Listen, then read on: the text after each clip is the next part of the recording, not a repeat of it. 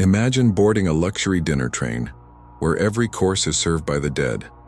Tonight, I'll take you on that journey. 4 terrifying stories you should never hear alone. Olivia had always been fascinated by strange invitations, the kind that arrived with no return address and a wax seal on the envelope.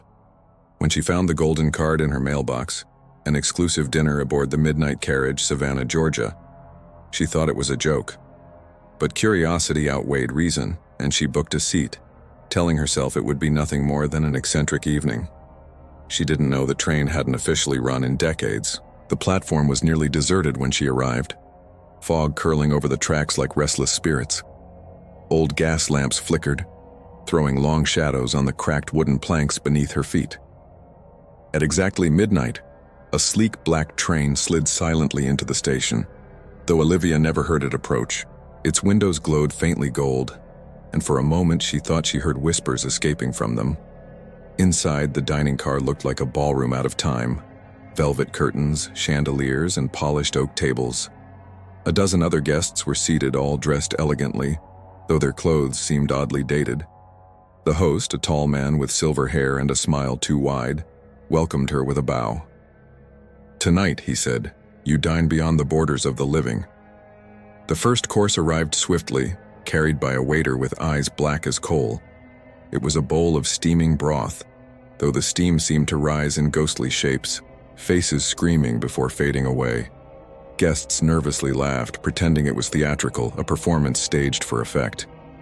But when one woman lifted her spoon, the broth clung to her hand like slime, refusing to let go. Between courses, the train lurched, as though running far faster than the tracks could bear.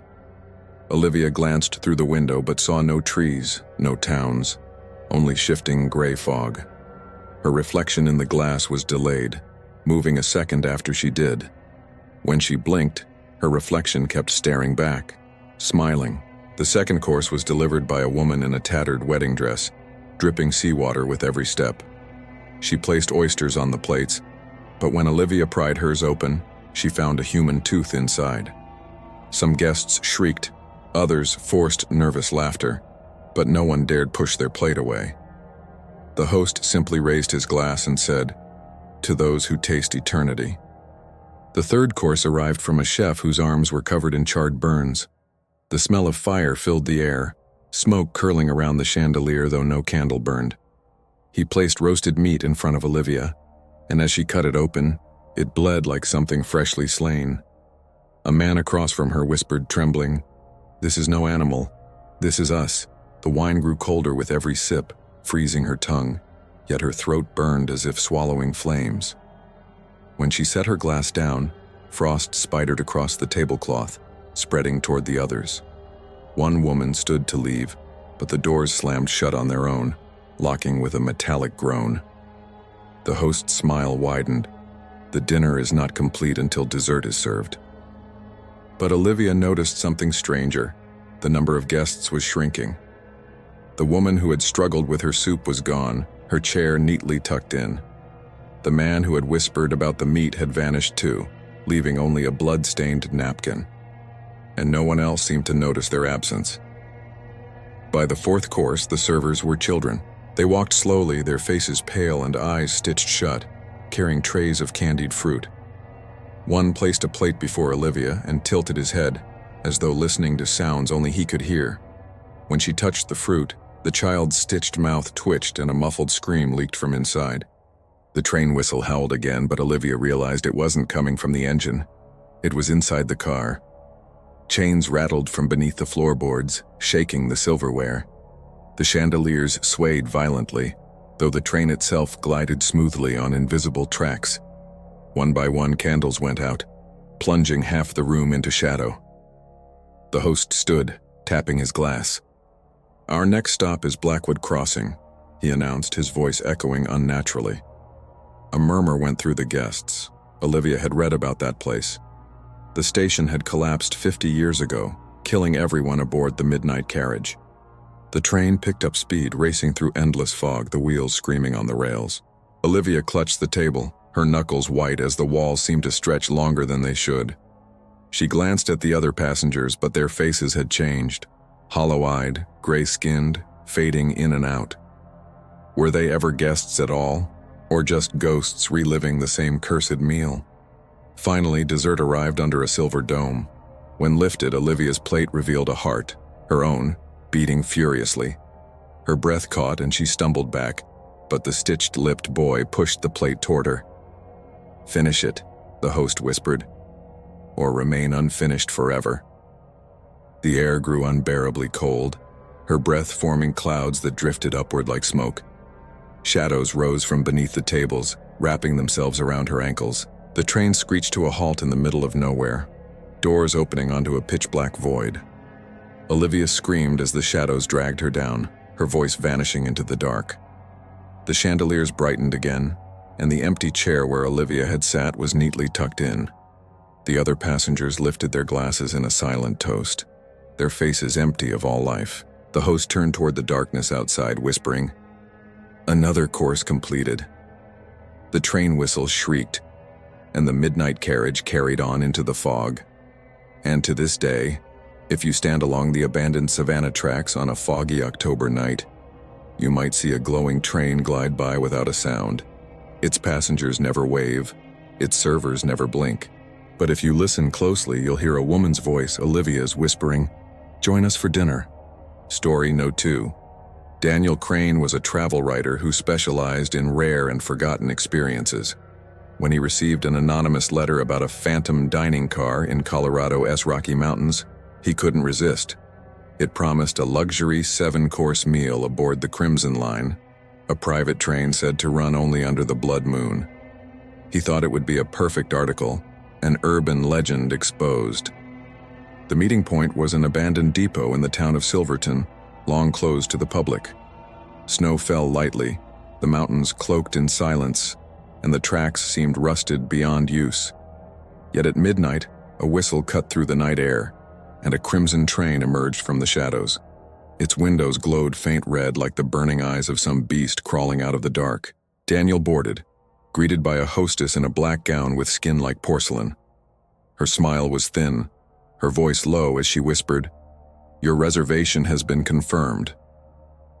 Inside, chandeliers swung overhead, and velvet drapes muffled the outside world. There were only 6 guests, each seated far apart, as though they were strangers at a funeral. The first course was served by a headless waiter who moved with uncanny grace. Plates clinked as he placed bowls of crimson soup before them, steam curling like smoke. Daniel hesitated but forced a sip, tasting iron, metallic and warm, like blood. Across the table, a man spat his spoon out, horrified. He was gone the next second. The second course was delivered by 2 twin children, their hands blackened with ash. They placed roasted pheasant on the plates, smiling though their teeth were missing. When Daniel cut into the meat, it squirmed, writhing as if still alive. He pushed it away, but the twins leaned close and whispered in unison, "Eat, or be eaten." The train rocked violently as if climbing a steep, unseen hill. Outside the windows, no landscape appeared, only endless tunnels of bone-white fog. The other passengers shifted uneasily, though Daniel noticed none made eye contact. It was as if they were all waiting for something, resigned to their fate. The third course came from a woman whose face was veiled in black lace. She carried silver platters that shook with every step, though her hands never touched them.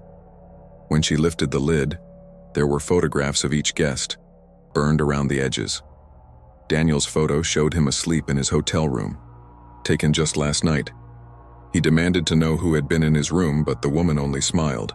Her veil fluttered, though there was no wind, and she whispered, "We watch all who ride." The guests grew restless, but none dared stand, as the doors remained sealed shut. The train whistle howled again, but it sounded more like a scream than metal. The fourth course arrived, carried by a man drenched in river water, moss clinging to his suit. He set down dishes of fish that still twitched, their eyes cloudy and lifeless. As Daniel looked closer, he realized the fish had human-like teeth. One guest began to choke after a bite, collapsing into silence as the train sped on. By the fifth course, the dining car had grown colder than ice. Daniel's breath fogged the air, frost spreading across the table like a slow infection. The servers were now shadows, moving without faces, carrying trays that dripped with something black. Desserts of candied organs were placed neatly on crystal plates, gleaming under the dim light. One woman sobbed, refusing to eat. The host finally appeared, a tall figure in a crimson coat, eyes glowing faintly gold. He lifted his hand, and the woman was dragged screaming beneath the table. When she was gone, the host calmly said, "Every course must be respected." The train slowed as though approaching a stop, yet outside, there was only endless dark. Daniel saw shapes pressing against the windows, hands, faces, skulls, all screaming to be let in. The chandeliers rattled, sparks falling from the bulbs like dying stars. The host raised his glass, smiling. One more course remains. The final dish was placed before Daniel, his own typewriter covered in blood. The keys began typing on their own, spelling his obituary in real time. He tried to push it away, but his hands locked against it, fingers moving without control. Every letter pressed sent burning pain up his arms, binding him to the words. The host leaned close, whispering in his ear, "Every story you've ever written brought you here. Now your last story will never end." Daniel screamed as the typewriter hammered faster, sparks flying, his skin splitting at the seams. The train plunged into total darkness, and when the lights returned, his seat was empty. The crimson line slowed, pulling back into the snowy depot at dawn. There were no passengers left, no trace of the feast, only silence. But the typewriter remained on the table, stained with blood, waiting for the next writer. And if you stand by those Rocky Mountain tracks on a blood moon night, you'll hear it typing still. Story No. 3. Clara Jennings was a Las Vegas socialite known for chasing the strangest thrills money could buy. When a black envelope arrived at her penthouse with a golden seal shaped like a skull, she was intrigued. It offered her a seat aboard the Ebon Vale, an exclusive dining journey through memory and shadow. The ticket warned, one meal, one night, one chance. The departure point was a forgotten stretch of track near Reno, long abandoned to sand and dust. At midnight, the desert trembled as a black train emerged from nowhere, silent and gleaming. Its carriages reflected no stars, only endless dark, as though swallowing the sky. Clara stepped aboard, greeted by a butler whose eyes were sewn shut. Inside, the car glowed with gold chandeliers and velvet drapes, more elegant than any Las Vegas casino. There were 10 guests, each seated at a long mahogany table, their names already marked on silver cards. Clara noticed hers was carved deeper than the rest, as if engraved into the wood itself. The butler whispered, "Every course brings you closer to truth." The first course was a salad of bitter herbs served by a skeletal woman in a maid-s uniform. Her bones clicked as she moved, yet no one reacted, as though they had seen this before. Clara tasted the herbs, sharp and metallic, and a vision flashed, her own reflection drowning in a bathtub. She dropped her fork, but no one else seemed disturbed. The second course arrived as roasted lamb, delivered by a priest whose face was hollow like a mask. When he placed the dish before her, she saw her childhood bedroom inside the meat, perfectly recreated.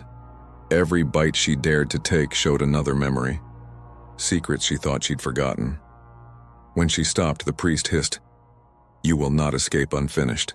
The train jolted and the windows showed no desert anymore. Instead, they revealed endless cemeteries, gravestones stretching beyond sight. Some stones had the guests' names carved, including Clara's, already weathered and old. Her own epitaph read, "She lived for pleasure, and it consumed her." The third course was soup served by a man covered in soot, his mouth still dripping ash. The broth boiled without heat, faces writhing in the surface, whispering her name. When she lifted her spoon, her dead father's voice rose from the bowl, begging her to stop. But the others ate silently, as if their bowls spoke too. The fourth course was delivered by a child holding a cracked doll. She placed plates of candied fruit before each guest, her eyes empty and wet. When Clara bit into hers, it bled, the sweet turning into raw flesh on her tongue. The doll's head turned, and in a whisper it said, "This is your last chance."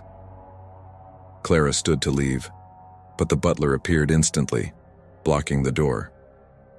"Dinner is a journey, madam," he said softly, "and no one departs mid-course." The train roared faster, and the chandeliers shook violently. From outside the window, black hands clawed at the glass, begging to be let in. The fifth course was silence itself.